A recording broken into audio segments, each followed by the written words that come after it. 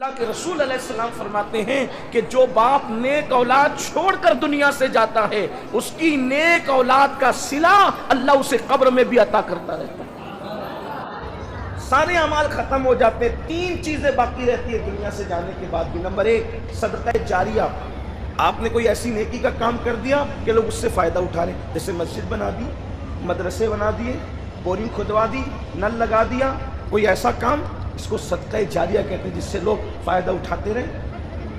Number 2، آپ کے پاس ایسا علم تھا کہ آپ نے ایسے علم کی خدمت کی کہ جس کی وجہ سے لوگ اب آپ کے علم سے فائدہ اٹھاتے رہے۔ اور نمبر 3، ایسی نیک اولاد چھوڑیں جو آپ کے جانے کے بعد نیک عمل کرے اور آپ کے لیے مغفرت کی دعا کرے۔ اولاد کا نیک عمل ماں باپ کے قبر میں کام آتا، یہ حدیث ہے۔ نیک اولاد چھوڑ کر جاؤ، اور یہ بھی سن لیں آپ، اگر آج آپ کو یہ فکر نہیں ہے نا کہ میرے بعد میری اولاد نیک رہے گی کہ بد رہے گی، کس کی صحبت میں رہتے ہیں یہ بھی آپ کو خبر نہیں، کس کے ساتھ اٹھتے بیٹھتے ہیں یہ بھی آپ کو خبر نہیں، سٹے والوں کے ساتھ رہتے ہیں، جوا والوں کے ساتھ رہتے ہیں کہ تھیٹر والوں کے ساتھ رہتے ہیں، کوئی آپ کو فکر اس کی نہیں ہے۔ لڑکیوں کے ساتھ ناجائز دوستی کرتے ہیں، آپ کو اس کی کوئی فکر نہیں ہے۔ شراب پینے والے، نشہ کرنے والے، چرسی کنجڑی، ان کے ساتھ اٹھتے بیٹھتے ہیں، کیا کرتے ہیں، کوئی فکر نہیں ہے۔ اللہ نہ کرے اگر یہ بگڑ گئے آپ کی بے فکری کی وجہ سے، تو آئیے آپ کو بتاؤں، شیخ محقق شیخ عبدالحق محدث دہلوی فرماتے ہیں کہ میں حج کو گیا، شیخ صاحب فرماتے ہیں میں حج کو گیا تو میں نے سوچا کہ چلو جنت المالا، وہ جو مکہ شریف کا قبرستان ہے، تو میں نے سوچا کہ ذرا وہاں قبروں کی زیارت کروں، فاتحہ پڑھوں۔ میں جب فاتحہ پڑھنے کے لیے گیا تو میں نے دیکھا کہ ایک قبر سے آواز آ رہی تھی، ایک قبر سے آواز آ رہی تھی۔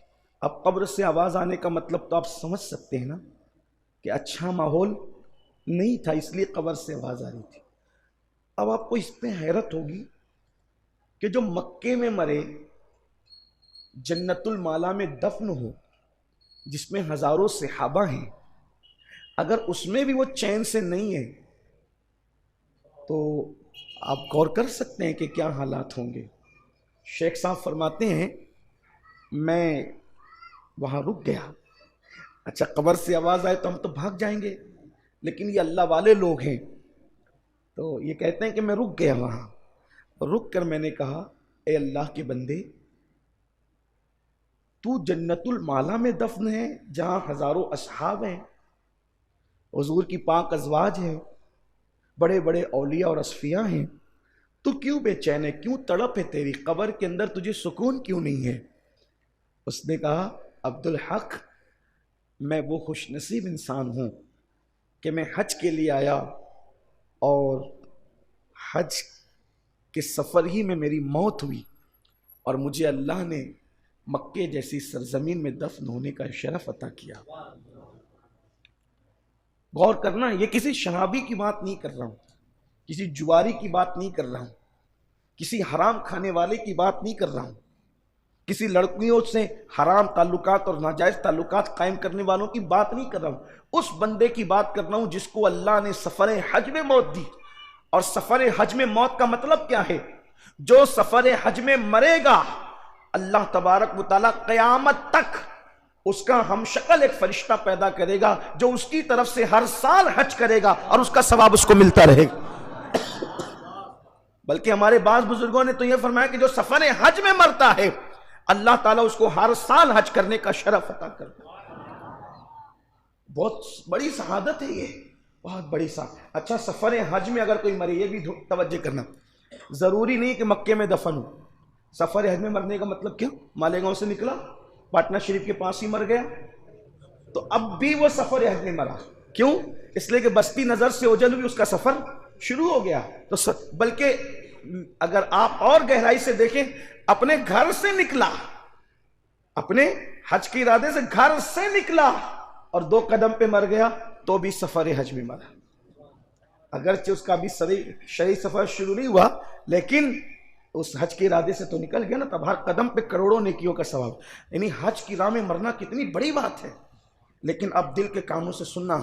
شیخ صاحب سے وہ کہتا ہے کہ کہ میں وہ خوش نصیب ہوں، اس پہ تو بہت خوش نصیب ہوں کہ میں سفر حج میں مرا، اور پھر اللہ نے مجھے مکے جیسی نعمت دی، وہ زمین دی جنت المالا، بڑی عظیم جگہ ہے جنت المالا، جہاں میرے نبی کی وہ پیاری پیاری زوجہ پاک آرام کر رہی ہے، جس کے بارے میں آقا فرماتے ہیں خدیجہ اللہ تیرے چہرے کا نور اور بڑھائے، جب میں تجھے دیکھتا ہوں اور تیری تسلیاں سنتا ہوں تو میرے دل کو سکون مل جاتا ہے، کافروں کے تانے میرے دل سے ختم ہو جاتے ہیں۔ حضور کی وہ پاک زوجہ سبحان اللہ، جس کو عرش سے سلام آیا کر، اللہ جس کو سلام کرتا تھا عرش سے، وہ ماں خدیجہ، ان کا مزار ہے، اور بھی بڑے بڑے بہت بڑے بڑے بزرگ وہاں آرام کرتے ہیں۔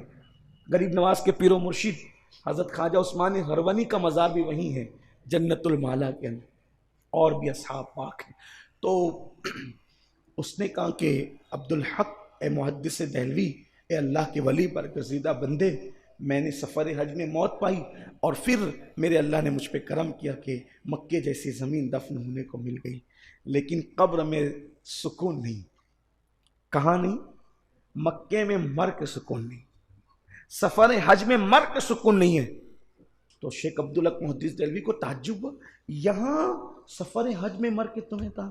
کہا بس بات اتنی ہے کہ میں بغداد میں رہتا تھا، میرا شہر بغداد ہے، میں نے اولاد کی صحیح تربیت نہیں کر سکا، اپنی اولاد کی صحیح تربیت نہیں کر سکا، اور میرے بعد میری اولاد بگڑ گئی، ایک لوتا ہی بیٹا ہے، بگڑ گئی میری اولاد میرے بعد، اور اب وہ پاپ کرتا ہے، شراب پیتا ہے، زنا کے اڈوں پہ جاتا ہے، نماز نہیں پڑھتا ہے، بس اس کی ان بدعمالیوں کی وجہ سے مجھے یہاں پر اذیت دی جاتی، اس زمین میں اذیت دی جاتی، ورنہ میرے تو سب گناہ ہی معاف ہے، میرا کوئی گناہ میرے لیے نقصان دہ نہیں، کیونکہ میں نے سفر حج میں مرا تو اللہ نے سب معاف کر دیا، لیکن اب یہ جو پاپ کرتا ہے تو اس کی وجہ سے مجھے اذیت ہے۔